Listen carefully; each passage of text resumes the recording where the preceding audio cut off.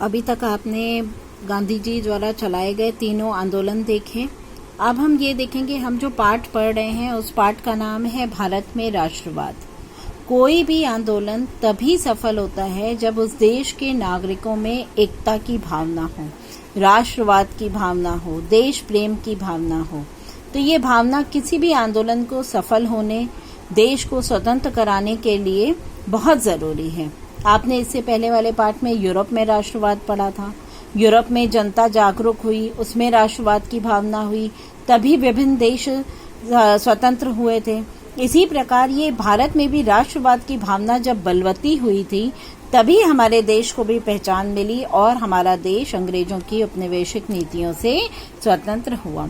आइए हम इस राष्ट्रवाद की भावना को पढ़ते हैं कि राष्ट्रवाद की भावना क्या है और कैसे ये भावना जागृत होती है। राष्ट्रवाद की भावना तब पनपती है जब लोगों में ये महसूस करने लगते हैं कि वे एक राष्ट्र के अंग हैं, जब वे एकता के सूत्र में बंध जाते हैं।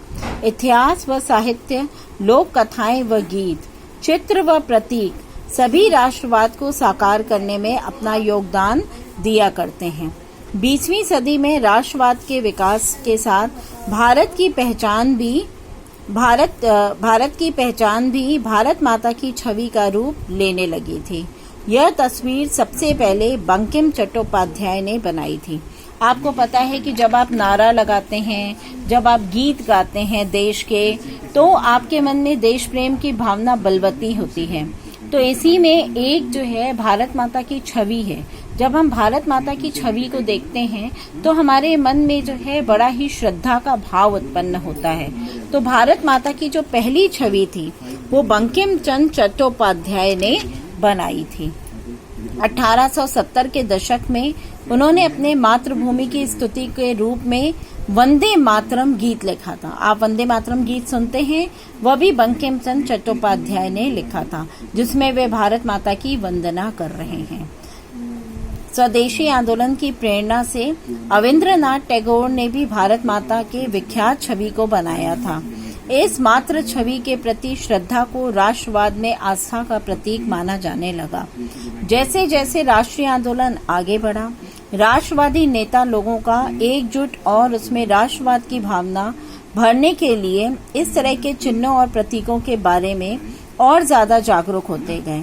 अपने गौरवमयी प्राचीन इतिहास से पाठकों में अतीत में भारत की महानता और उपलब्धियों पर गर्व करने और ब्रिटिश शासन के तहत दुर्दशा से मुक्ति के लिए संघर्ष का मार्ग अपनाने का आह्वान किया जाता था। आपने ये देखा कि जब औपनिवेशिक भारत था, मतलब जब अंग्रेजों का शासन था, तो भारत में जो है बड़ी दुर्दशा हो गई थी। भारत का व्यापार बिगड़ गया था, लोगों की आपसी एकता बिगड़ गई थी। तो इन सबको जगाने के लिए, भारत की एकता की भावना जगाने के लिए, इन नकारात्मक भावों को खत्म करने के लिए लोगों में राष्ट्रवाद की भावना जगाई गई। किस तरह से जगाई गई? इसमें जो है पुरानी जो भारत का अतीत था, गौरवमयी अतीत था, उसके बारे में लोगों को बताया गया। प्रतीकों के माध्यम से, गानों के माध्यम से, तस्वीरों के माध्यम से राष्ट्रवाद की छवि, सामूहिक एकता का भाव जो है वो लोगों में जगाया गया। संक्षेप में जो राष्ट्र उभर रहा था वह औपनिवेशिक शासन से मुक्ति चाह रखने वाली बहुत सारी आवाजों का पुंज था।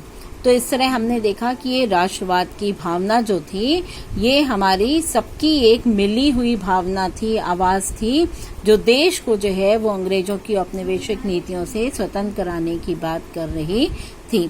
इसी राष्ट्रवादी भावना के बल पर जो है वो हम अंग्रेजों से स्वतंत्रता प्राप्त कर सके थे। आपने ये देखा कि राष्ट्रवाद की भावना में जैसे भारत माता की छवि है, इसी तरह जो है जर्मन में जर्मेनिया की छवि थी, जिसने जो है वहां के लोगों को एकजुट किया था। आप पिछले पाठ में पढ़ चुके हैं। तो इस तरह से इस तरह की छवियां, इस तरह के प्रतीक, इस तरह के गाने, ये राष्ट्रवाद को और मजबूत करने का काम करते हैं।